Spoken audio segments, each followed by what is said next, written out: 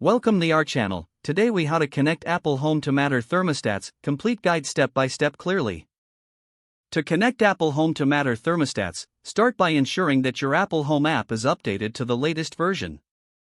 Make sure your iPhone or iPad is running iOS 16.1 or higher, as these versions support Matter. Check that your Matter compatible thermostat is powered on and connected to the same Wi-Fi network as your Apple device. Open the Apple Home app on your device. Tap the Add Accessory button located in the top right corner of the screen. You may need to scan the HomeKit setup code that comes with your thermostat. Position your device's camera over the QR code or enter the code manually if prompted. Once your thermostat is recognized, follow the on-screen instructions to add it to your home setup. You can assign a name to your thermostat for easy identification. Choose the room where the thermostat is located for better organization. After the setup, customize the settings for your thermostat according to your preferences. Make sure to enable automation options within the Apple Home app if desired. Once configured, your Matter thermostat will be fully integrated with the Apple Home system.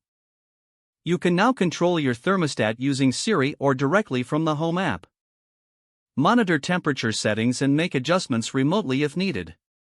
To ensure ongoing functionality, periodically check for updates both for your Apple Home app and Matter device. With these steps, you can seamlessly connect your Matter thermostats to Apple Home. If the page does not load, refresh the browser or try again in a private or incognito window. Make sure you are using the correct email address, then retype it carefully to avoid small typos. If your password is not accepted, use the reset option and create a new strong password you can remember. Check your spam folder for verification or security emails, then complete any requested confirmation steps. Enable two-factor authentication if available to improve account security and reduce unauthorized access risk.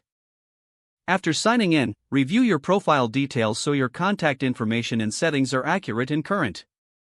If you see an error message, note it down and try again after restarting your device and internet connection.